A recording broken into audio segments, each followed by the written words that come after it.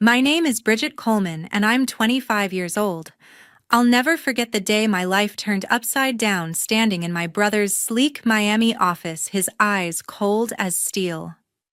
"You're throwing everything away for some homeless woman," he snapped, slamming his fist on the desk. Papers scattered and my heart pounded. I'd just told him I was helping a stranger, a woman I barely knew, by giving her a place to stay and a job at the cafe where I worked. He'd promised to fund my dream of opening a healthy fast food restaurant, but now he was ripping that promise apart. "You're a fool, Bridget. You're no sister of mine." His words cut deeper than I'd expected, each one a jab to my chest. I stood my ground, chin up, refusing to let him see me break. "She deserves a chance," I said, voice steady, despite the storm inside me. He scoffed, grabbed his phone, and canceled the bank transfer right in front of me, $10,000 gone in a click. "Get out," he growled, pointing to the door. I walked away, my dream in tatters, but a fire lit inside me. I'd prove him wrong no matter what it took. That woman I helped. She changed everything more than I could have imagined, and years later, when her secret came to light, it left him begging for a piece of what I'd built.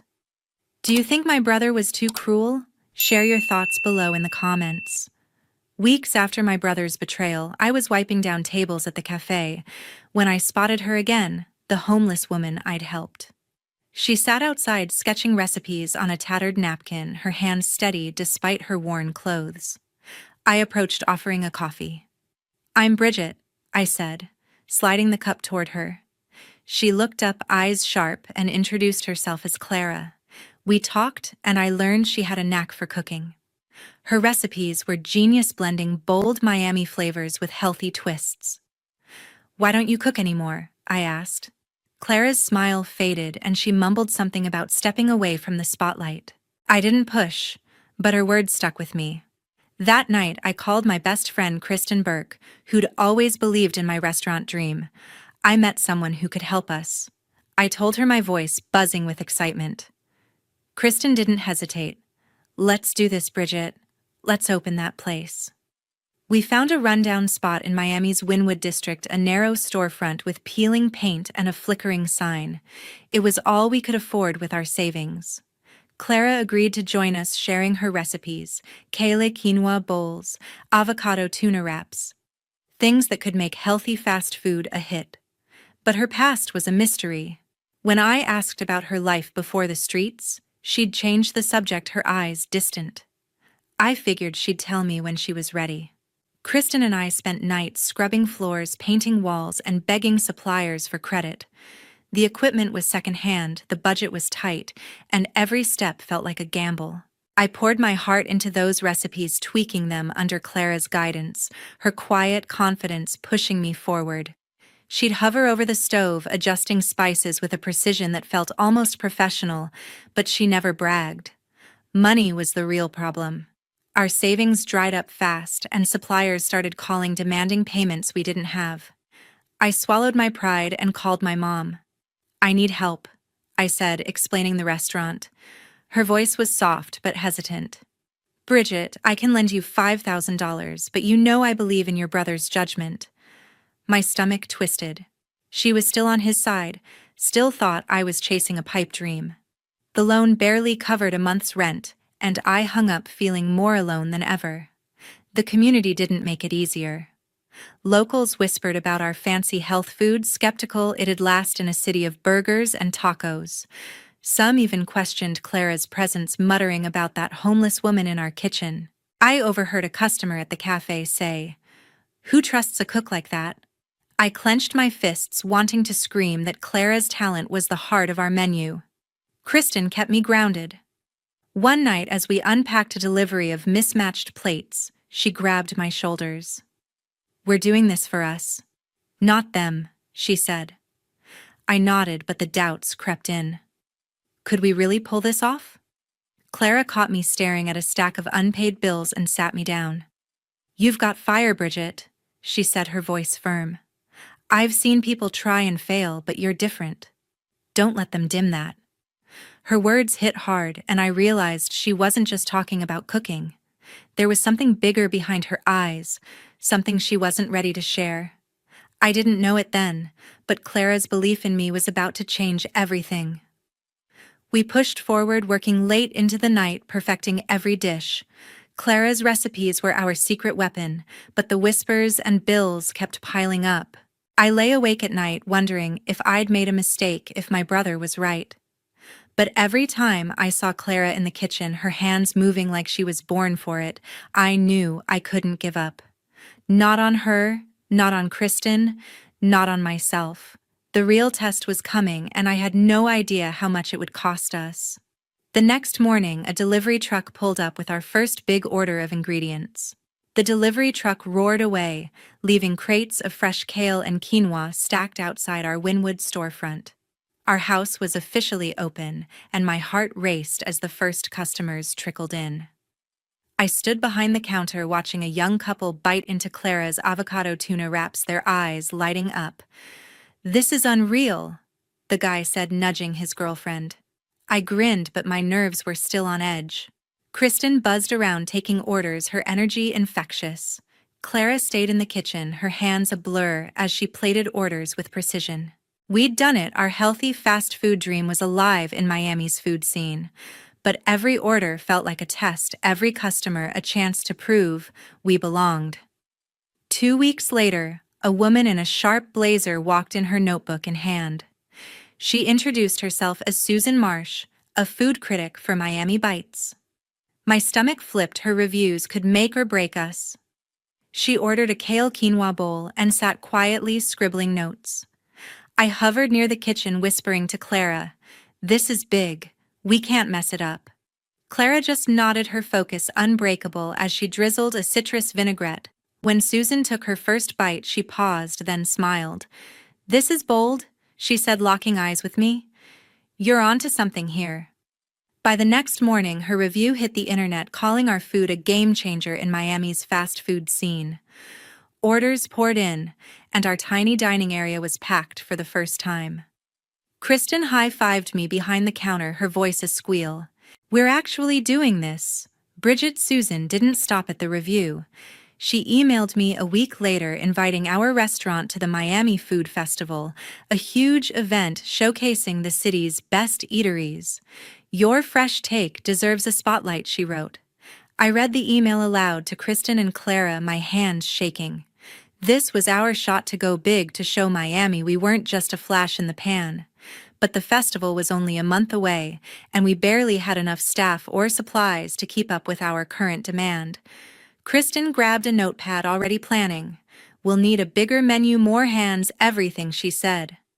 Clara chimed in, suggesting a new dish, a spicy mango chicken wrap to wow the crowd. I felt a surge of hope, but it didn't last long.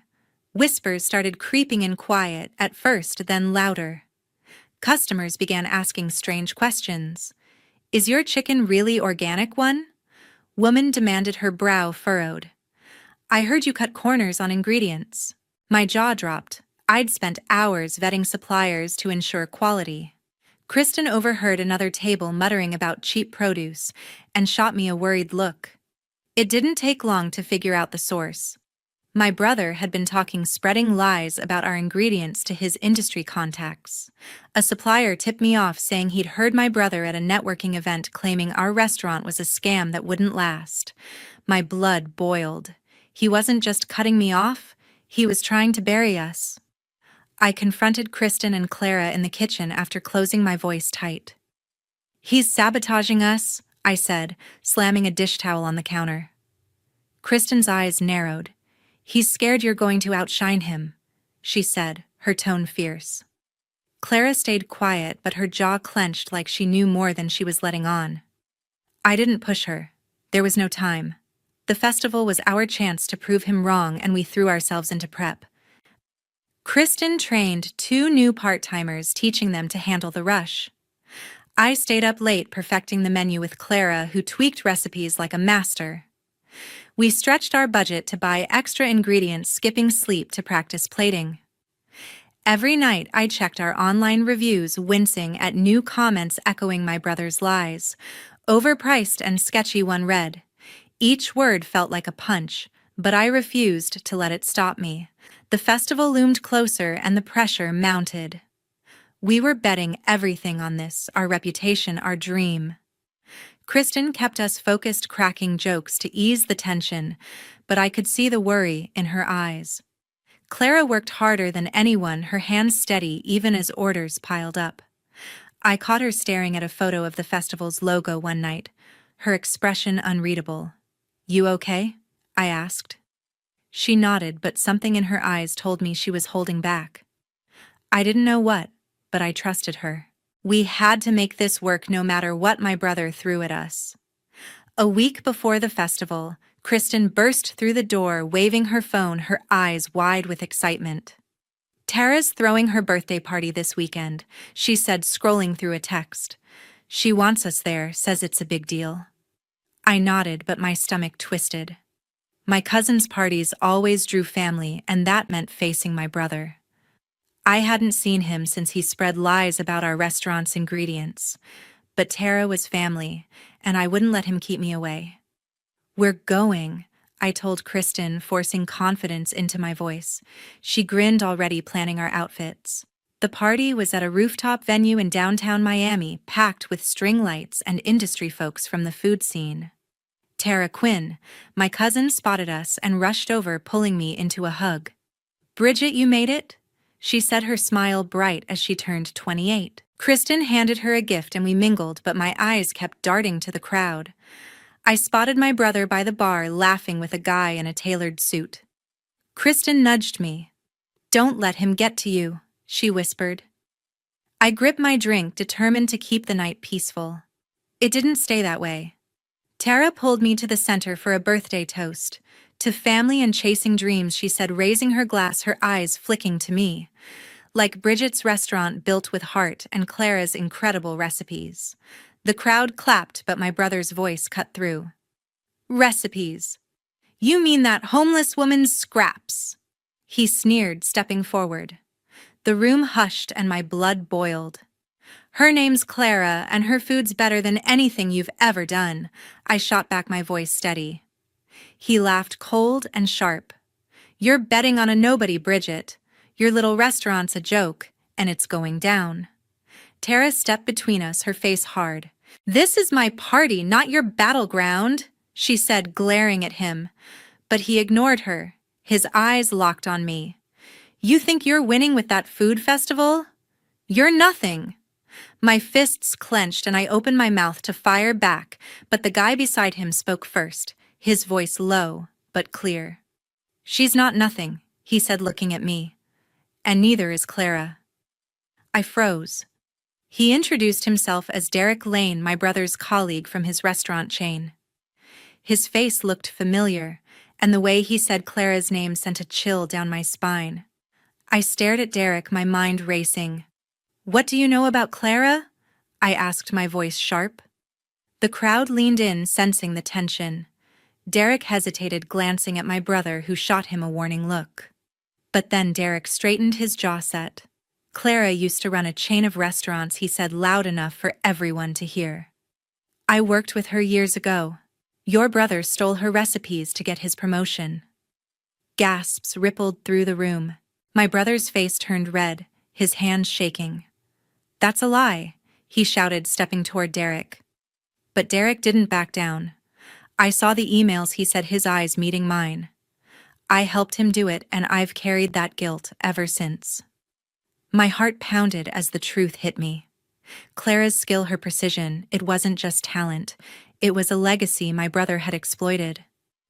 I stepped closer to him, my voice unwavering.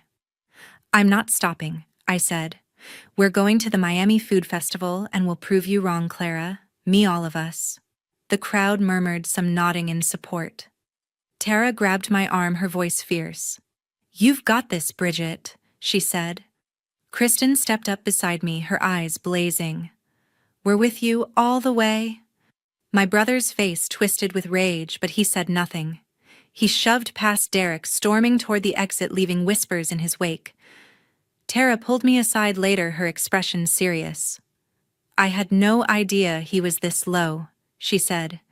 "You don't deserve this." I nodded, grateful, But my mind was on Derek's words. Clara had a past she'd kept hidden, and my brother was part of it. I didn't know the full story, but I knew I'd fight for her legacy. As we left the venue, Kristen's phone buzzed with a new email. She stopped in the parking lot, her face tightening as she read it aloud. Check Miami Foodie Forum. People are trashing your restaurant. My stomach dropped. I grabbed her phone, scanning the posts. They claimed our quinoa was moldy, our fish was frozen, even our smoothies were watered down. Regulars were canceling bookings, and our online reviews tanked overnight. This isn't random, I said, my voice shaking. It's Steven. Kristen nodded, her jaw clenched. He's hitting us where it hurts. Back at the restaurant, the damage was clear. Tables that were packed last week sat empty. A loyal customer, a gym owner, approached me hesitantly. Bridget, I heard you're using cheap ingredients, he said, frowning. Is that true? I assured him our suppliers were top-notch, but his doubt lingered. Kristen overheard slamming a stack of menus down. He's trying to sink us before the festival, she said. Clara, prepping in the kitchen, paused, her knife hovering over a mango. She didn't speak, but her eyes burned with something unspoken. The Miami Food Festival was 3 days away, and we couldn't afford this hit. Then the landlord called. Got an offer to buy the building, he said, his tone clipped. Some corporate guy wants you out fast. My heart raced. I pressed for details, and he mentioned a shell company tied to my brother's restaurant chain. Steven wasn't just spreading lies, he was trying to evict us to crush our dream before we could shine at the festival. I hung up, my hands trembling. He's playing dirty, I told Kristen, who was already digging through public records on her laptop. It's him, she confirmed, pointing to a vague corporate name linked to his firm. We had no hard proof, but the pieces fit. That evening, my phone rang. It was Derek Lane, the colleague who'd exposed Steven's theft of Clara's recipes at Tara's party. Bridget, we need to talk, he said, his voice urgent. I have documents you'll want. I hesitated. His betrayal of Steven made him an ally, but trust was hard. Still, his guilt at the party felt genuine, so I agreed to meet him at a diner near Wynwood. He slid a USB drive across the table, his eyes avoiding mine. These are internal emails and contracts, he said. They prove Steven used Clara's recipes to secure his VP role, and now he's paying bloggers to smear your restaurant. I plugged the drive into my laptop, my breath catching, as I read emails detailing payments to anonymous accounts for online campaigns against us. There were also contracts showing Steven claiming Clara's dishes as his own years ago. I needed to act fast. Kristen knew a journalist, Robert Gray from Miami Herald, who'd covered food industry scandals. I called him, my voice steady despite the knot in my chest. I have evidence my brother's trying to ruin my restaurant, I said, outlining the emails and the building purchase. Robert agreed to meet us the next day at his office. When we arrived, he scanned the USB drive's contents, his expression growing serious. This could be big, he said, tapping his pen. If these check out, I'll publish before the festival. I handed over everything, my heart pounding. Kristen squeezed my shoulder. We're fighting back, she said. Robert moved quickly. His article dropped online 2 days later, headlined, Restaurant Exec Linked to Recipe Theft and Smear Campaign. It exposed Steven's payments to bloggers for false reviews, and his theft of Clara's recipes backed by the emails and contracts from Derek. The story spread like wildfire across social media, food blogs, and even local news. Customers who'd turned away started calling to apologize, and new ones showed up, drawn by our underdog story. Steven's reputation crumbled, his company issued a public apology, and industry insiders distanced themselves from him. But he didn't stop. The morning before the festival, he stormed into the restaurant, his face flushed with anger. You think a news article changes anything, he yelled, pointing at me. Customers froze, forks in hand. Clara stepped out from the kitchen, her arms crossed, staring him down. You're done, Steven, I said, my voice cold. The truth's out, and we're still standing. He scoffed, but his eyes darted nervously. You'll fail. he spat, shoving the door open as he left. Kristen grabbed my arm, her voice fierce. He's wrong, Bridget. We've got this. I nodded, but the festival loomed and the pressure was crushing. As I locked up that night, Clara pulled me aside, her voice low. The restaurant was quiet, the only sound the hum of the fridge. She led me to a corner booth, her hands clasped tightly. Bridget, there's something I need to tell you, she said, her eyes searching mine. I sat down, my heart racing. Clara had always been private, her past a mystery beyond the recipes she'd shared. After Derek's revelation at Tara's party, I knew there was more to her story, but I wasn't prepared for what came next. I wasn't always like this. Clara began, her voice steady but soft. 20 years ago, I owned a chain of restaurants, Newman's Bistros. They were the talk of Miami, built on my recipes. She paused, her fingers tracing the edge of the table. I lost everything when your brother stole my work. He was my business partner then, and I trusted him. When I hit hard times, he took my recipes, my brand, and left me with nothing. My jaw dropped. The weight of Derek's words at the party hit harder now. Clara wasn't just a talented cook. She'd been a pioneer betrayed by Stephen. I reached for her hand, my voice shaking. Why didn't you tell me? Clara smiled faintly, her eyes glistening. You gave me a chance when no one else would, she said. You believed in me, Bridget. That's why I'm giving you this. She slid a folder across the table, her hands steady now. Inside were legal documents, ownership papers for Newman's Bistros still in her name, untouched by Stephen's schemes. I'm signing it over to you, she said. The restaurants, the brand, everything. It's yours to rebuild. I stared at the papers, my mind reeling. This wasn't just a gift. It was a legacy, a chance to carry forward what Stephen had tried to destroy. Before I could respond, the news broke. Robert Gray's article had done more than tarnish Stephen's reputation. His company fired him that morning, citing ethical violations. Social media buzzed with the scandal, and his industry allies turned their backs. By noon, he showed up at the restaurant, his suit rumpled, his face pale. Bridget, we need to talk, he said, his voice desperate. Kristen, wiping down tables, shot me a look but stayed silent. I crossed my arms, standing firm. What do you want, Stephen? I asked, my tone icy. He paced, his hands shaking. I know about Clara's restaurants, he said. You can't handle that kind of business alone. Let me in. We can share it. Rebuild together. I laughed, sharp and bitter. You stole her life's work, and now you want a piece of it? I stepped closer, my voice low. You spread lies, tried to evict us, and betrayed everyone who trusted you. I'm done with you. His eyes widened, but I didn't stop. You're not my brother anymore. The words cut through the air, final and heavy. He stood frozen, then turned and left without a word. That evening, my mother, Donna Quinn, called me to her house in Coral Gables. I braced myself, expecting her to defend Stephen. She always had. But when I arrived, her face was grim. I read the article, she said, setting down her coffee. I didn't know how far he'd gone. She stood, pulling me into a hug. I'm proud of you, Bridget. You're doing right by Clara, by yourself. Her words hit me hard, a weight lifting I hadn't known I carried. Thank you, Mom, I whispered, my voice catching. Donna nodded, her hand on my shoulder. You don't need him. You've got us. The Miami Food Festival was hours away, and Clara's gift changed everything. Kristen and I spent the night planning, mapping out how to revive Newman's Bistros under our restaurant's name. Clara joined us, her ideas sharp and bold like the leader she'd once been. We weren't just fighting for our little Wynwood spot anymore. We were building something bigger, something Stephen could never touch. His downfall was justice, not just for me, but for Clara, for every dream he'd tried to crush. As we packed up for the festival, Tara called with an update. Your booth's the talk of the festival, she said, her voice brimming with excitement.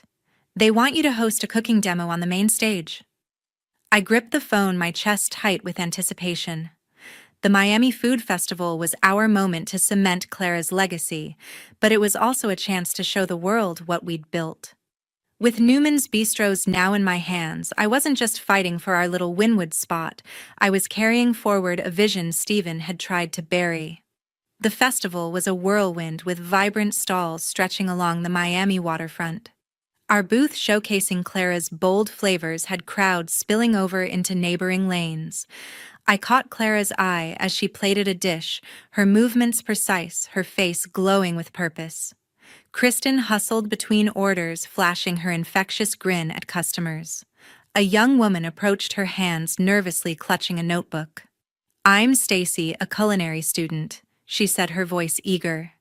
"Your story inspires me." "Can I work with you?" I smiled, seeing my younger self in her ambition. "Come by Monday," I told her already, picturing her in our kitchen. The festival's success propelled us forward. Reservations poured in, and we couldn't keep up with demand at our original location. Using Clara's ownership papers, I secured a loan and opened a second restaurant in Coconut Grove, its open-air patio perfect for her signature dishes. I brought Stacy on as a trainee, guiding her through knife skills and seasoning blends. "It's about more than food," I said one afternoon as we chopped herbs side by side. "It's about creating something lasting." Stacy nodded, her focus intense, soaking up every word. We hired more young staff, many from struggling neighborhoods, giving them a chance to learn and grow. We didn't stop there.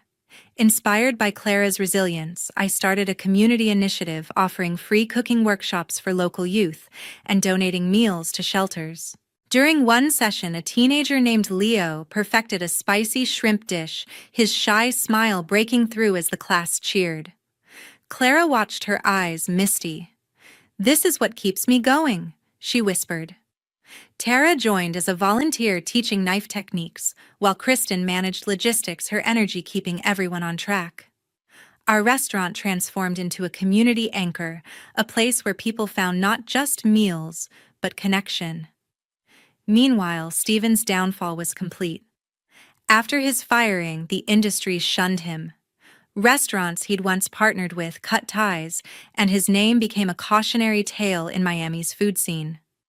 Tara heard from a friend that he'd left town, taking a low-level job at a chain diner in another state, his reputation in tatters. "He's got no one now," she told me, her tone matter-of-fact. I felt a pang, but no regret. His choices had built his ruin. Donna, my mother, made her stance clear. She met me at the new restaurant, her face resolute. "I've cut contact with Stephen," she said, stirring her tea. "He crossed too many lines." I reached for her hand, grateful. "You're with us now, Mom," I said. She nodded, her presence at our opening night drawing a crowd of her friends, boosting our launch. Donna's choice solidified our bond. She became a regular, sharing stories with customers and praising Clara's dishes. One evening as we closed up, she pulled me aside. "You've built something real, Bridget," she said, her voice warm. "I'm proud to be part of it." Her words carried me back to the days of doubt when Stephen's lies threatened to break us.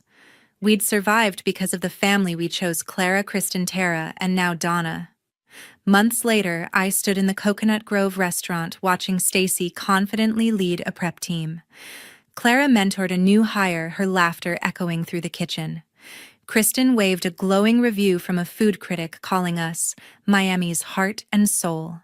The journey hadn't been easy. Stephen's betrayal, the rumors, the fight to keep our doors open, but it taught me what mattered.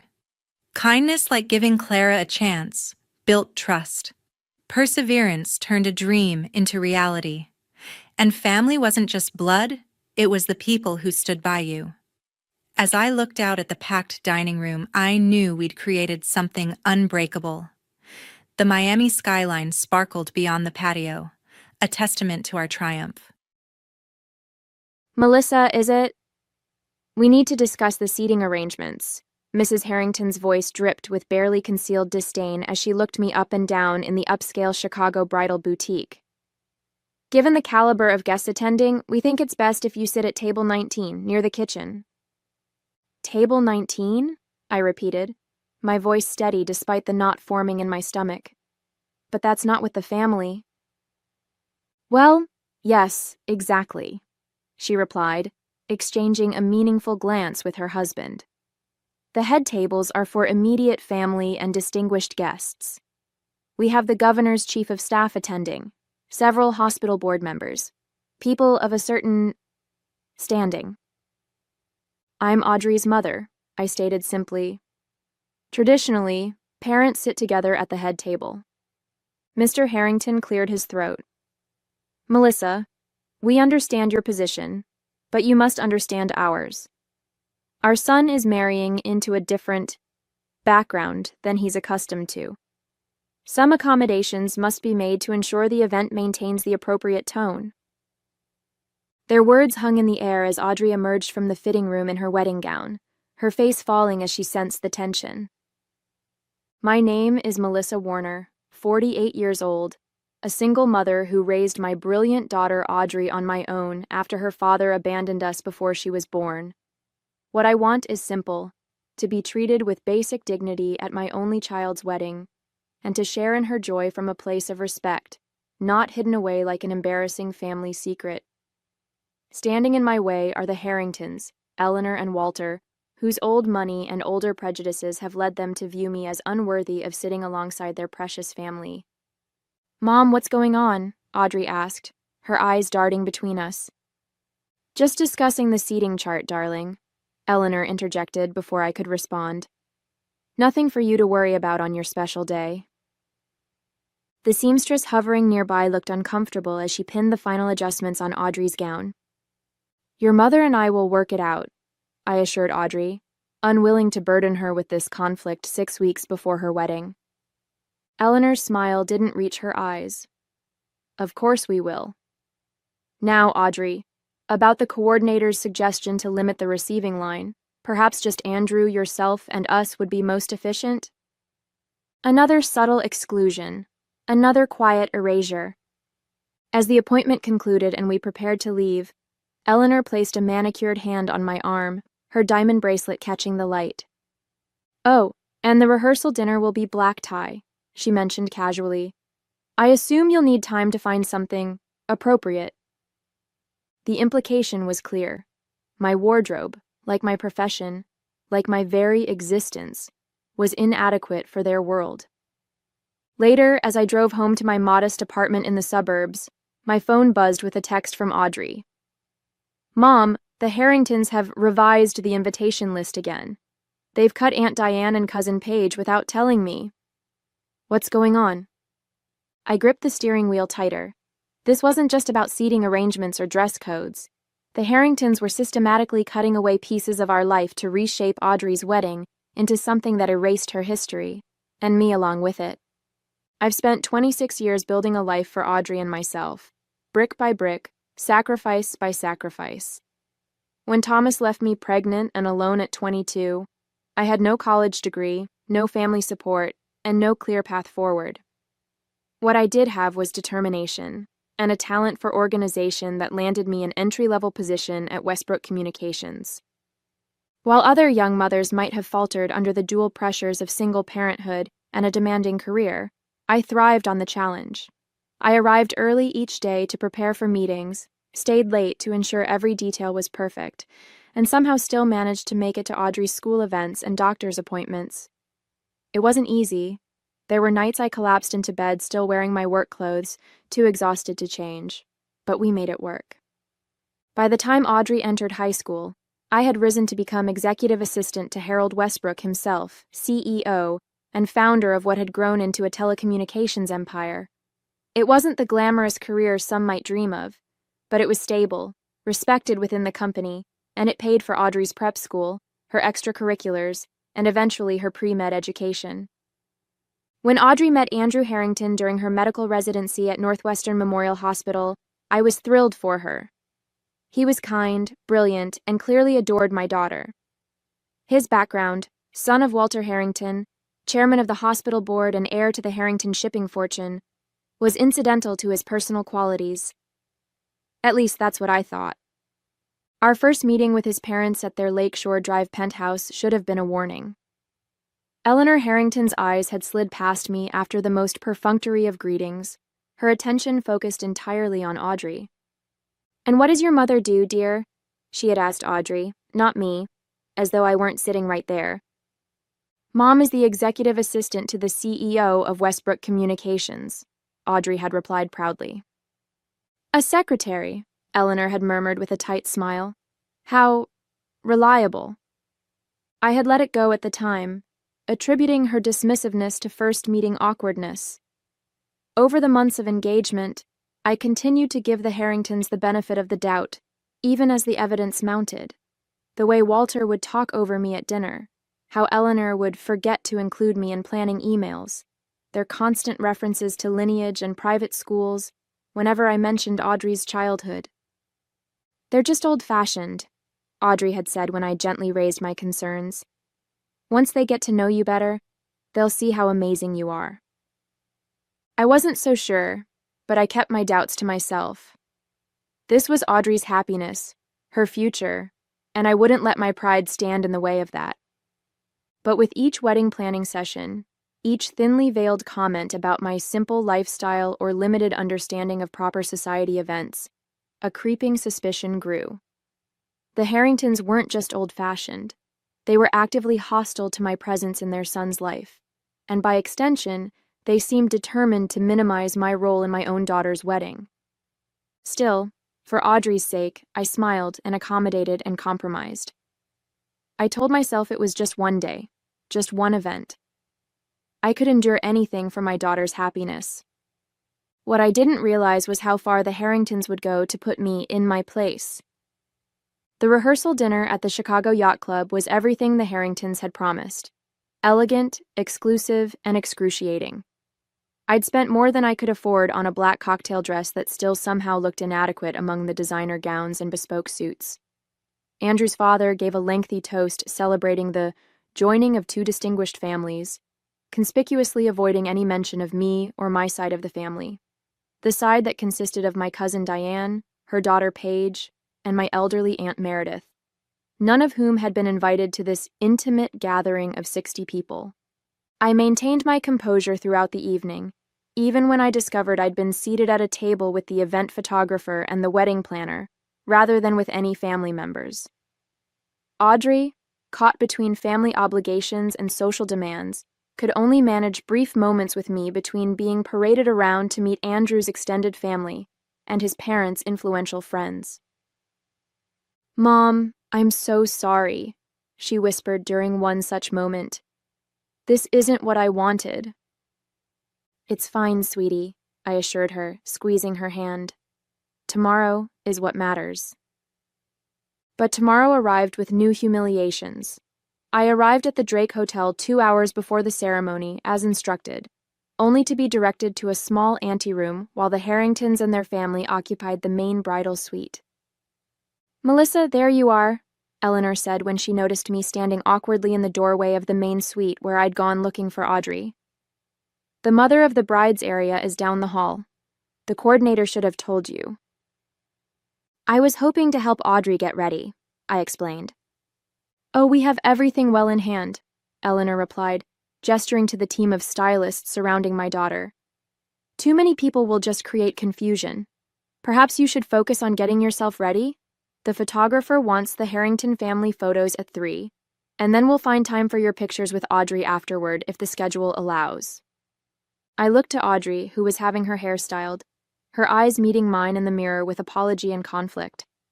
I could see her distress, her desire to speak up, battling with her reluctance to create tension on her wedding day. "Actually, Mrs. Harrington," the wedding coordinator interjected, checking her clipboard, "the timeline has the bride with her mother first at 2:30, then the Harrington family at 3 o'clock. Eleanor's smile tightened. "There must be a misunderstanding. We discussed this yesterday. The Harrington portraits are the priority, given the number of important family members who need to be included." "But Mom is," Audrey began. "Darling, you don't want to start your marriage with unnecessary conflict, do you?" Eleanor cut in smoothly. "I'm sure your mother understands the practicalities of fitting everything into a tight schedule."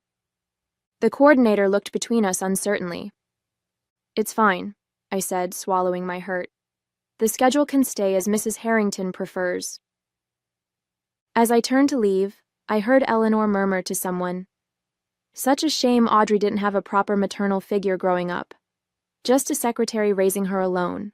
No wonder she needed our guidance for this event." The words hit me like a physical blow. I paused in the doorway, my hand gripping the frame as the room seemed to tilt. 26 years of sacrifice, of bedtime stories read despite exhaustion, of second jobs taken to afford dance lessons, of college applications edited late into the night, all dismissed as inadequate because I was just a secretary. In that moment, something shifted inside me. This wasn't just social awkwardness or generational differences in wedding expectations. The Harringtons were deliberately, systematically erasing me from my daughter's most important day. As I walked stiffly back to the small anteroom assigned to me, I passed a mirror and caught sight of my reflection. A woman diminished, made small by others' perceptions. The woman staring back at me looked nothing like the person who had fought through countless obstacles to raise a daughter who was, as of today, becoming a doctor.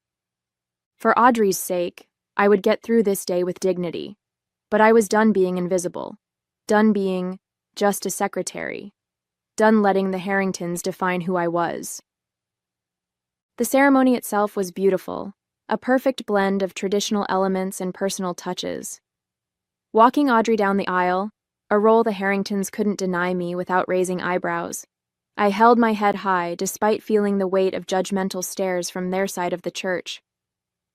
Audrey was radiant, her eyes shining with joy as she exchanged vows with Andrew, and for those brief moments, none of the rest mattered. It was during the reception that the battle lines were drawn more clearly. True to their word, the Harringtons had indeed seated me at table 19, tucked near the service entrance to the kitchen. My closest table mates were Andrew's former piano teacher, the officiant's wife, and several guests I suspected were last-minute additions used to fill seats. As dinner service began, I noticed Eleanor making her way around the room, greeting guests with practiced charm. When she reached my table, her smile dimmed noticeably. "Melissa, I trust everything is to your satisfaction?" she asked, her tone suggesting she was performing a duty, rather than expressing genuine concern. "The table location is unexpected," I replied carefully. "I had hoped to be closer to Audrey during her reception." Eleanor's smile remained fixed. "We seated you with lovely people who wouldn't make you feel out of your depth. I'm sure you understand. Our circle includes many distinguished individuals who might not have much in common with someone of your professional background." The dismissal was so casual, so confident in its cruelty, that I momentarily lost my composure. "My professional background has supported Audrey through medical school," I said, my voice quiet but firm. "That seems rather distinguished to me." Eleanor's eyes widened slightly, perhaps surprised by my pushback. "Supporting one's children is what any mother would do," she replied. "Though I imagine it's been a struggle on a secretary's salary. Thank goodness Andrew can provide Audrey with the lifestyle she deserves from now on." Before I could respond, she was called away to address some minor crisis with the cake-cutting schedule. I sat back, my appetizer untouched, a familiar sense of inadequacy washing over me. Had I made a mistake in speaking up? Would my resistance only make things more difficult for Audrey?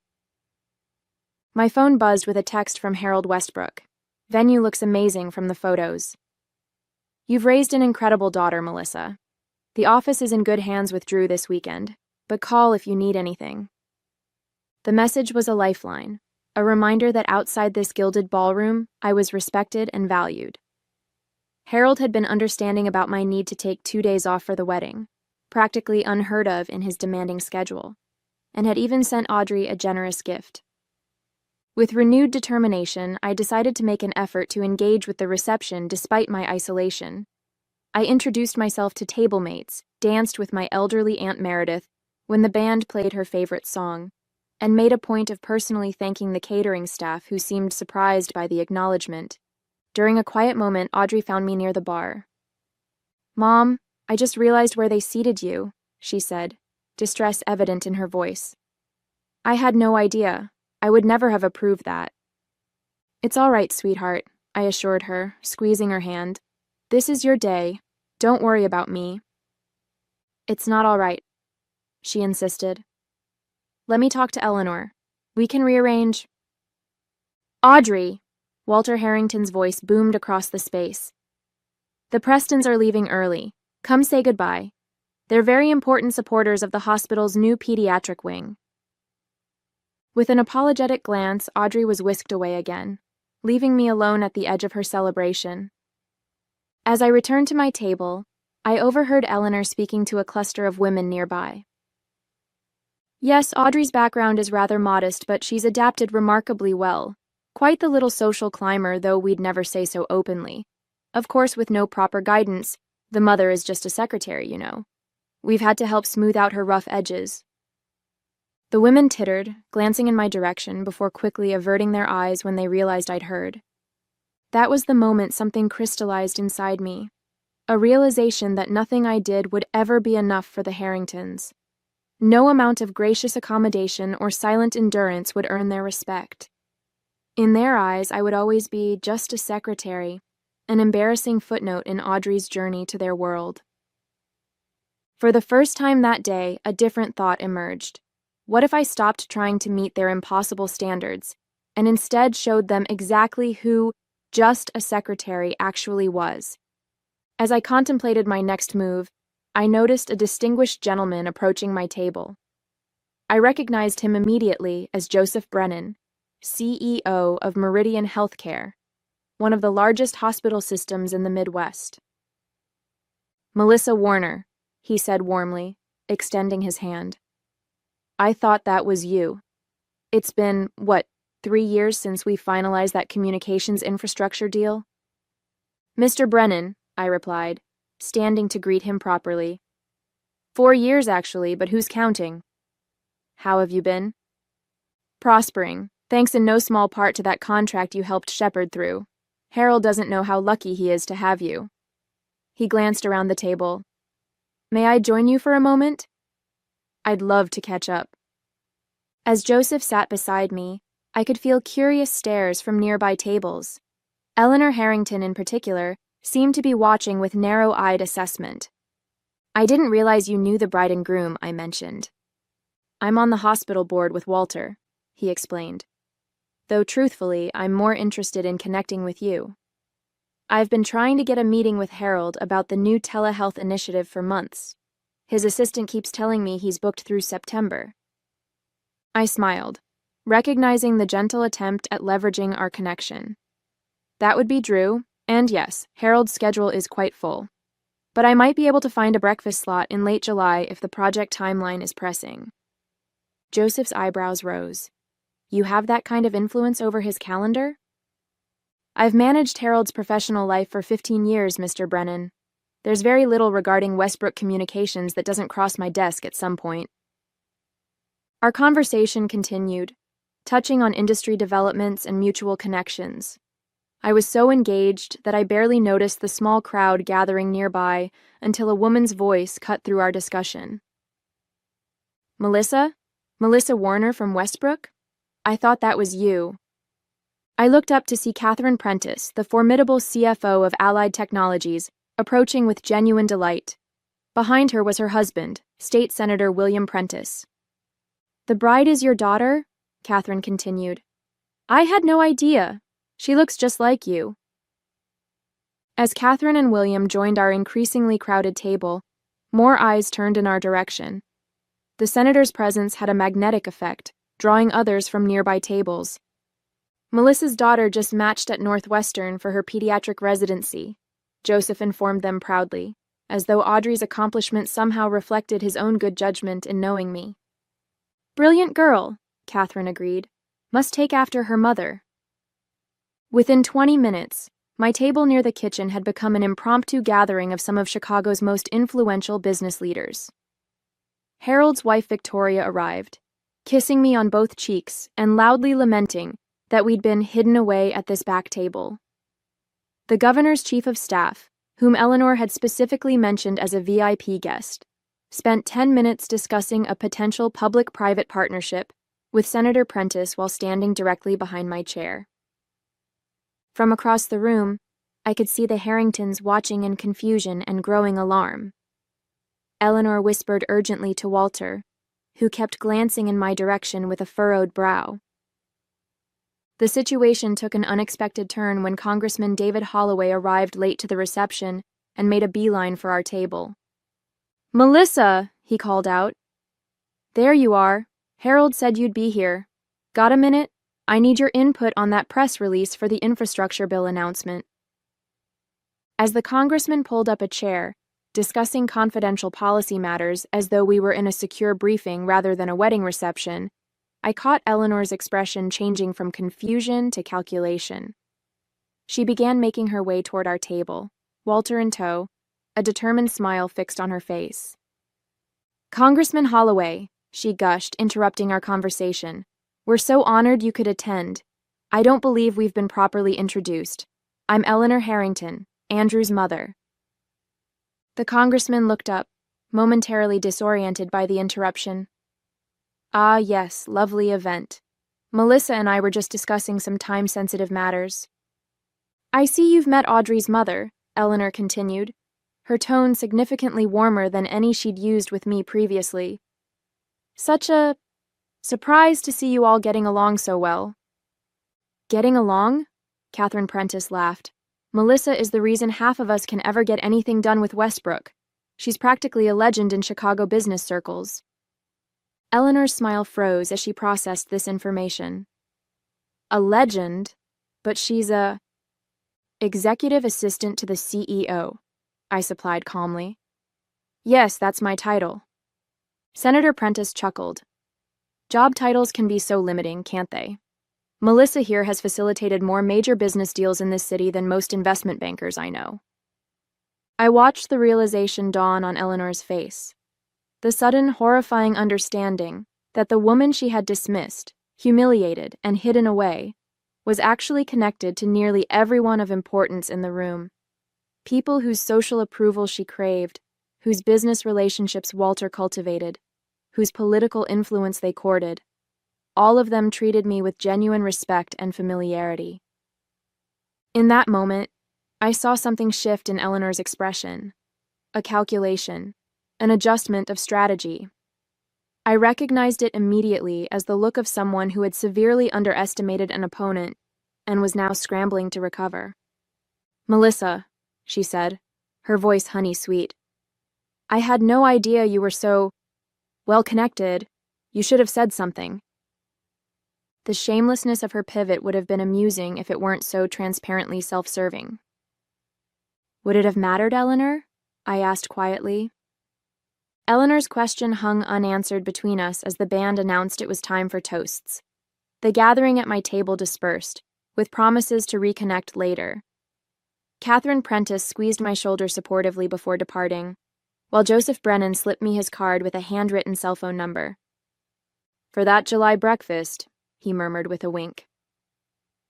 As the formal toasts began, first Walter, then Andrew's best man, I noticed Eleanor working the room with renewed vigor, stopping at various tables to whisper urgently. I recognized damage control when I saw it, having managed plenty of corporate crises at Harold's side. She was attempting to reshape the narrative before it solidified, likely positioning herself as the victim of a misunderstanding. The master of ceremonies announced the father-daughter dance, and I watched as Andrew led his mother onto the floor while Walter escorted Audrey. Another traditional moment altered to exclude me. I took a steadying breath, reminding myself that this wasn't about me. It was Audrey's day, and my feelings were secondary. As the dance concluded, Audrey broke away from Walter and approached the microphone. "Thank you all for celebrating with us today," she began, her voice clear and confident.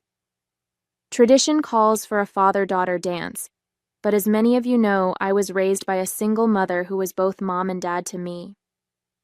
"Mom? Would you please join me?" A spotlight found me at the back table as murmurs rippled through the crowd. I saw Eleanor start forward as if to intercept this deviation from the program, only to be restrained by Walter's hand on her arm. Their faces were rigid with barely contained displeasure. As I joined Audrey on the dance floor, the band began playing Wind Beneath My Wings, the song we had danced to in our living room when she graduated high school. It was a song I hadn't included on any of the planning lists, meaning Audrey had arranged this surprise independently. "I'm so sorry about today," she whispered as we moved across the floor. "I had no idea how they were treating you until Catherine Prentice mentioned it. She thought I knew you'd been seated in Siberia and was furious on your behalf." "It's all right," I assured her, though we both knew it wasn't. "It's not," Audrey insisted, "and I want to fix it starting now." As our dance ended, Audrey kept hold of the microphone. "I'd like to say a few words about my mother," she announced. "Many of you know her professionally, but I know her as the woman who worked 2 jobs to afford my science camp tuition, who proofread my medical school applications at 2 a.m. after working 12-hour days, who taught me that true class has nothing to do with money and everything to do with how you treat others." I felt tears threatening as Audrey continued, publicly acknowledging sacrifices I had never expected recognition for. From the corner of my eye, I saw Eleanor and Walter, their expressions a mixture of embarrassment and calculation. They had clearly realized their error in judgment, but seemed uncertain how to proceed. As Audrey finished speaking, I noticed a commotion near the entrance. Harold Westbrook had arrived, fashionably late as always, his commanding presence drawing attention despite his attempt at a discreet entrance. Eleanor immediately detached from Walter and made her way toward him, hand extended in greeting. "Mr. Westbrook," I heard her gush, "what an unexpected honor. We had no idea you were acquainted with the couple." Harold's eyes swept past her, locating me instantly across the room. "I'm not here for the couple, Eleanor," he replied coolly. "I'm here to support my right hand and dear friend Melissa on her daughter's special day." The dismissal was subtle but unmistakable. Eleanor faltered visibly before recovering. "Of course. Melissa is... We're so fond of her. Such an integral part of the day." I felt a flash of satisfaction at her obvious discomfort, but it was quickly tempered by concern. I hadn't invited Harold, hadn't wanted to impose on his limited personal time, which meant someone else had contacted him. The question was, who and why? My answer came when Victoria Westbrook approached, kissing me on both cheeks. "Catherine called," she explained quietly. "Said you might need reinforcements." I felt a rush of gratitude for these unexpected allies, even as I recognized the dangerous game now unfolding. The Harringtons were socially and politically connected, particularly within Chicago's healthcare establishment where Audrey was building her career. Humiliating them publicly could have unintended consequences for my daughter. As I weighed my options, Eleanor appeared at my side, her expression carefully neutral. "Melissa, there seems to have been a misunderstanding with the seating arrangements. We've reset the head table. Your place is ready whenever you'd like to join the family." It was a transparent attempt at social damage control, not genuine remorse. Now that she understood my connections, I had suddenly become worthy of inclusion. "How kind," I replied evenly. "But I'm quite comfortable where I am, surrounded by friends." Eleanor's smile tightened. "I insist. Andrew's family should be together." "We are," I agreed. "Just not at your table." The flash of anger in her eyes confirmed what I already knew. This wasn't over. Eleanor Harrington wasn't accustomed to losing social battles, and she wouldn't surrender easily. The question now was how far I was willing to go to teach her a lesson without damaging Audrey's future in the process. The wedding reception continued with strained undercurrents visible only to those aware of the power struggle taking place. Eleanor had shifted tactics, now working overtime to showcase what appeared to be a close relationship between us. She posed for photos with her arm linked through mine, loudly referring to me as our Melissa whenever influential guests were within earshot. I endured this charade with outward composure while planning my response. The opportunity came when the wedding coordinator announced it was time for the mothers' speeches. Eleanor went first, delivering a polished address that spoke of family unity and her joy at welcoming Audrey and her wonderful mother into our circle. When my turn came, I approached the microphone with quiet confidence.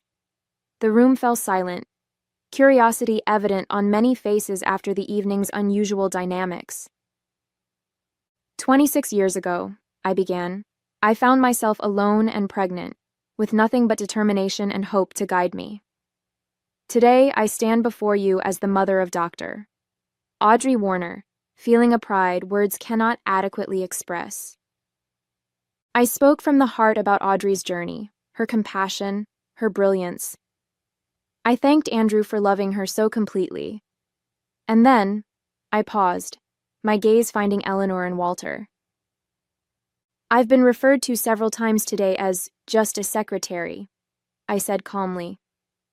It's true that my professional title is executive assistant, a role I've held with pride at Westbrook Communications for 15 years.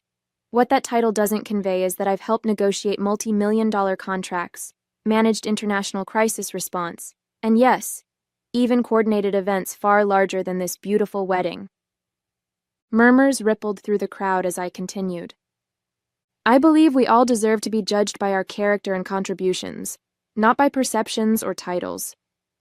Tonight, I've been reminded of the extraordinary community that has supported Audrey and me throughout our journey. People who recognize that true worth isn't measured by wealth or status, but by integrity, hard work, and compassion. I raised my glass. To Andrew and Audrey, may your marriage be built on mutual respect, genuine appreciation, and the understanding that every person's contribution has value, regardless of their title or position. The room erupted in applause as Eleanor and Walter sat frozen, their public mask of superiority shattered by my calm, measured words. I hadn't needed to explicitly call out their cruelty. Everyone who had witnessed their behavior understood exactly what I meant. As I returned to my seat, Harold Westbrook stood to shake my hand, a gesture immediately captured by the wedding photographer and several guests with smartphones. The image of Chicago's telecommunications titan showing public respect to just a secretary would speak volumes in their social circles. Eleanor's carefully constructed facade had crumbled, and there was nothing she could do to rebuild it. In the weeks following the wedding, the repercussions of that evening spread through Chicago's social circles like ripples in a pond. I hadn't needed to actively damage the Harringtons' reputation. They had accomplished that themselves by allowing their prejudice to be witnessed by the very people whose approval they coveted. Catherine Prentice called to tell me that Eleanor had been quietly removed from the Art Institute's fundraising committee, a position she had leveraged for social capital for years. Joseph Brennan mentioned casually during our July breakfast that Walter had been passed over for the hospital board chairmanship he had assumed would be his. Small, significant consequences that would sting far more than any public confrontation. Audrey and Andrew returned from their honeymoon to find the dynamics between our families permanently altered. When they hosted their first dinner party as a married couple, Eleanor arrived with a carefully selected gift for me, an expensive designer scarf I knew she expected me to fawn over. "How thoughtful," I said, accepting it with a polite smile. "I'll add it to my collection." Eleanor's attempt at reconciliation, or perhaps damage control, continued throughout the evening, her behavior almost comically deferential as she repeatedly mentioned my invaluable insights and impressive professional network. Walter, too, made strained efforts to engage me in conversation about Westbrook's latest telecommunications initiatives, clearly having researched topics he thought might impress me. I responded with unfailing courtesy, and the kind of genuine warmth they had never shown me, not because I had forgiven their cruelty, but because I had risen above it, and we all knew it. The most satisfying moment came a month later, when Andrew called to tell me he and Audrey had decided to decline Walter and Eleanor's offer to purchase them a house in the Harringtons' exclusive neighborhood. "We found a place closer to the hospital," Andrew explained. "And to you, Mom," he added, using the term that signaled his complete break from his parents' prejudice. The Harringtons' social embarrassment would eventually fade, but the shift in power between us was permanent. They had learned the hard way that titles and wealth don't determine a person's worth or influence. In their desperate scramble to preserve their social standing, they had inadvertently elevated mine. As for me, I returned to my desk at Westbrook Communications, managing Harold's complex professional life with the same efficiency and discretion I always had. Nothing about my job had changed, but everything about how I viewed it had. I was never just anything. I was Melissa Warner, respected professional, beloved mother, and a woman who had finally claimed her rightful place at the table, figuratively and literally. When an invitation arrived 6 months later for a charity gala hosted by the hospital board, I smiled at the handwritten note at the bottom from the event coordinator. "Mrs. Warner, you'll be seated at the head table as requested." I tucked the invitation into my planner, already anticipating Eleanor's face when she saw exactly where just a secretary would be sitting this time.